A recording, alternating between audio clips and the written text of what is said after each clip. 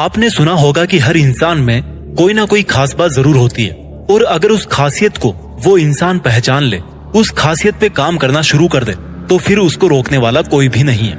वो बंदा इस दुनिया में धमाल मचा सकता है। मेरे पास ऐसे बहुत सारे कमेंट्स और इंस्टाग्राम पर मैसेज आते हैं जिनमें कई लोग बोलते हैं कि वो करना तो बहुत कुछ चाहते हैं लाइफ में, लेकिन उनको समझ ही नहीं आ रहा कि वो करें तो क्या करें। वो मेहनत करने को तैयार है, लेकिन उनको ये पता ही नहीं पड़ रहा कि उनके अंदर क्या टैलेंट है। तो आपके अंदर के टैलेंट को और अपने अंदर के पैशन को आज हम इस वीडियो के जरिए खोजना सीखेंगे। दोस्तों, इस वीडियो को आपको बहुत ध्यान से और बहुत आराम से सुनने और समझने की जरूरत है, क्योंकि अगर आप किसी फील्ड को चूज करते हो तो आपको अपनी जिंदगी के 50-60 साल उसी फील्ड के साथ में बिताने पड़ते हैं। इसलिए आप एक बार ध्यान से समझिए कि किस तरह से आपको किसी फील्ड को चूज करना है। देखिए दोस्तों, दो चीजें होती है, एक पैशन और एक प्रोफेशन। और जरूरी नहीं कि एक इंसान के लिए पैशन और प्रोफेशन दोनों एक ही हो। फॉर एग्जाम्पल, अगर आपको म्यूजिक से बहुत प्यार है, आपको गाने का बहुत शौक है और आप सिंगिंग में करियर बनाना चाहते हो, तो ये तो हो गया आपका पैशन। अच्छा, आपको बनना सिंगर है, लेकिन आप किसी मजबूरी से किसी कंपनी में प्राइवेट जॉब कर रहे हो, क्लर्क की, तो ये हो गया आपका प्रोफेशन। देखिए, आपका ट्रू पैशन और टैलेंट ढूंढने के लिए आपको दो चीजें देखनी पड़ेगी। पहली है इंटरेस्ट और दूसरी है कंसिस्टेंसी। यानी कि अगर आप वो इंटरेस्ट वाला काम करो और आपका अगर उसमें भारी नुकसान भी हो रहा है, तब भी क्या आप उस काम को कंटिन्यू करना चाहोगे? अगर पूरी दुनिया आपके खिलाफ हो जाए तो भी क्या आप उस काम को करना चाहोगे? मेरे नजरिए में कुछ भी गॉड गिफ्टेड नहीं होता। ये बात झूठ है जो पता नहीं किसने फैलाई है कि वो बंदा तो गॉड गिफ्टेड है, उसकी तो बचपन से ही आवाज ऐसी है, इसलिए उसको तो सिंगर बनना ही था। भाई, सिंगिंग पर उसने काम किया है, इसलिए वो सिंगर बना है। अगर आप भी अपनी आवाज पे काम करते तो आपकी आवाज भी वैसी ही हो जाती। अगर कोई फुटबॉल का इंटरनेशनल प्लेयर है, अगर वो गॉड गिफ्टेड होता तो उसको कभी प्रैक्टिस करने की जरूरत ही ना पड़ती। वो सीधा मैच खेलने के लिए जाता, उसमें 10 गोल करके वापस आता और आकर के सो जाता घर पे आराम से, और तभी बिस्तर से उठता जब अगला मैच उसको खेलना होता। हो सकता है क्या कभी ऐसा? नहीं मेरे भाई। जो सबसे बेस्ट फुटबॉलर होगा ना इस दुनिया में, वो सबसे बेस्ट इसलिए है क्योंकि उसकी प्रैक्टिस भी सबसे बेस्ट है। इसलिए इस चीज को तो दिमाग से निकाल ही दो कि टैलेंट या पैशन गॉड गिफ्टेड होते हैं। गॉड गिफ्टेड नहीं होते हैं। और अगर गॉड गिफ्टेड नहीं होते हैं तो क्यों कई लोग किसी फील्ड में इतने परफेक्ट हो सकते हैं? क्या सीक्रेट है इसका? देखिए, इसका सबसे बड़ा सीक्रेट है कि उन्होंने अपनी लाइफ में जितने भी फील्ड देखे हैं, उन सभी फील्ड्स में से उनको वो सबसे अच्छा फील्ड लगा जिसमें आज वो है। उन्होंने वो फील्ड चुना जिसमें आज वो है, क्योंकि वो उनको सबसे ज्यादा अच्छा लगा। यानी कि अगर कोई क्रिकेटर है तो उसने कभी ना कभी फुटबॉल भी खेल के देखी ही होगी, उसने कभी ना कभी गाना गा के भी देखा ही होगा, और भी हो सकता है उसने कई फील्ड्स ट्राई किए होंगे, और तब जाके उसको लगा होगा कि नहीं यार, मेरे लिए तो सिर्फ क्रिकेट ही है, इससे बेहतर चीज मेरे लिए नहीं है। यहाँ पर एक शब्द निकल के आया, ट्राई, कोशिश, ट्राई करना, करके देखना। यानी कि आप तब तक अपने टैलेंट को नहीं पहचान सकते, अपने पैशन को तब तक आप नहीं फॉलो कर सकते जब तक आपको पता ही नहीं है कि वो फील्ड कैसा है। आपको अलग अलग फील्ड्स को ट्राई करके देखना पड़ेगा और ट्राई पे ट्राई करना पड़ेगा। नहीं तो क्या होगा, जब भी आप लाइफ में कुछ करना चाहोगे तो उन्हीं फील्ड्स में से कोई एक चूज करोगे जिनको आप पहले से जानते हो। और अगर आप ज्यादा फील्ड्स के बारे में जानते ही नहीं तो आपको कैसे पता पड़ेगा कि आप किस में बेहतर हो और किस में नहीं? कौन से काम में आपको मजा आता है और कौन से काम में आपको मजा नहीं आता है? एक आम इंडियन फैमिली में पले बड़े बच्चे से अगर आप पूछोगे कि वो बड़ा होकर के क्या बनना चाहता है, तो 99% चांसेस है कि वो बोलेगा कि उसको या तो डॉक्टर बनना है, या फिर इंजीनियर बनना है, या फिर सरकारी नौकरी करनी है, क्योंकि उसने बचपन से वही सीखा है, उसने वही सुना है, उसकी सोसाइटी वही करती आई है, तो उसकी डिक्शनरी भी उतनी सी ही है जिसमें ऑप्शंस लिमिटेड है। अब उसमें से वो क्या चूज करेगा जब उसके पास में ऑप्शंस ही लिमिटेड है? तो आपको अलग अलग चीजें देखनी पड़ेगी। इस दुनिया में 4-5 फील्ड ही नहीं है, इस दुनिया में हजारों फील्ड है, लाखों फील्ड है। आप अगर 15-20 फील्ड को ट्राई करोगे तो आपको पता पड़ जाएगा कि आपको कौन सा काम करने में ज्यादा मजा आ रहा है, कौन सा आपके लिए सुटेबल है।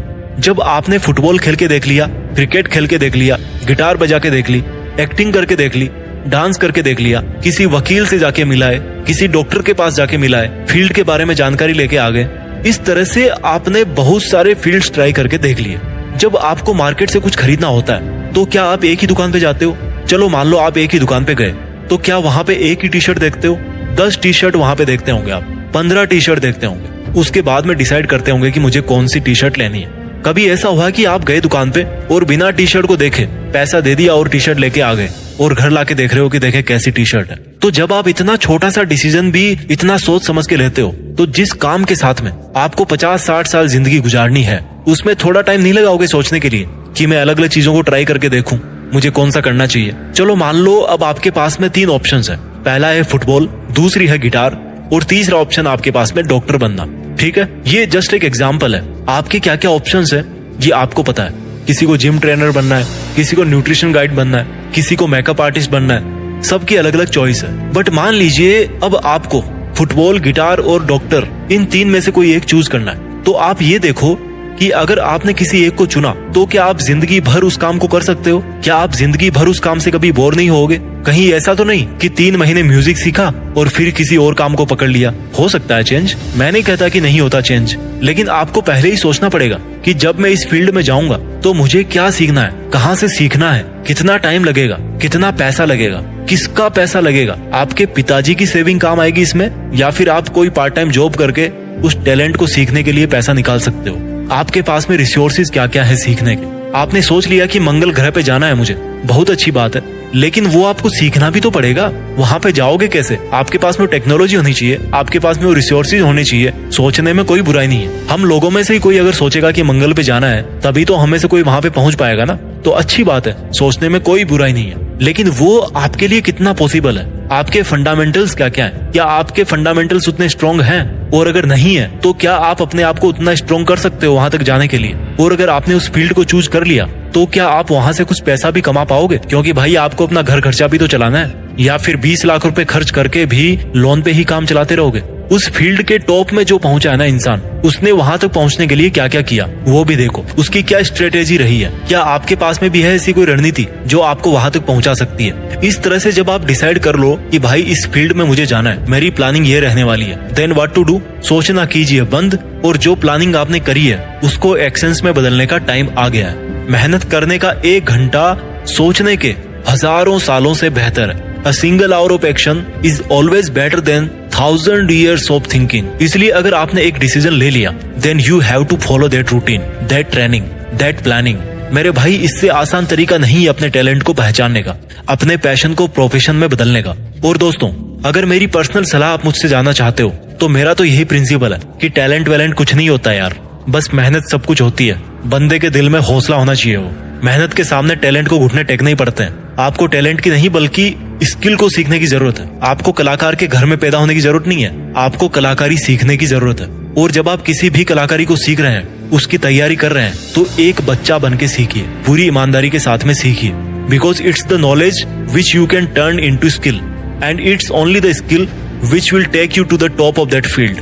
हाँ, जब आप उस फील्ड में नाम कमा लो, तब आप क्रेडिट ऊपर वाले को दे सकते हो कि भाई सब कुछ ऊपर वाले की देन है। और ऐसा करना अच्छी बात है, क्योंकि इससे ये जाहिर होता है कि आपने इतना सीखा अपनी लाइफ में, आप इतना ग्रो किया अपनी लाइफ में, लेकिन फिर भी आपको किसी तरह का ईगो नहीं है, फिर भी आप डाउन टू अर्थ हैं। और शायद इसलिए ऐसा होता है कि लोग बस ये समझते हैं कि भाई कि इस बंदे ने तो बोल दिया कि भाई सब ऊपर वाले की मर्जी है, तो इसको टैलेंट भी ऊपर वाला ही दिया होगा, इसका दिमाग तो सच में बचपन से तेज होगा, ये तो गॉड गिफ्टेड ही है। लेकिन ऐसा नहीं होता। टैलेंट पैदा नहीं होता, टैलेंट बनाना पड़ता है। आप किस घर में पैदा हुए हो, ये आपको उस फील्ड में सीखने में हेल्प तो कर सकता है, लेकिन एक्चुअल में आपको ही वो जर्नी तय करनी है। तो डिटरमाइन कीजिए अपने अपने फील्ड को और मोटिवेटेड रहिए।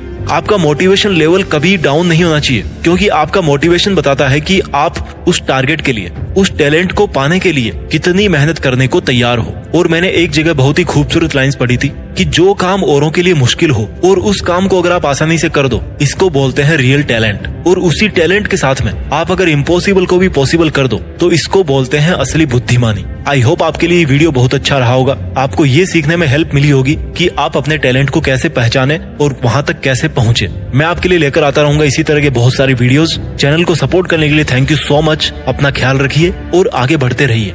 जय हिंद, वंदे मातरम।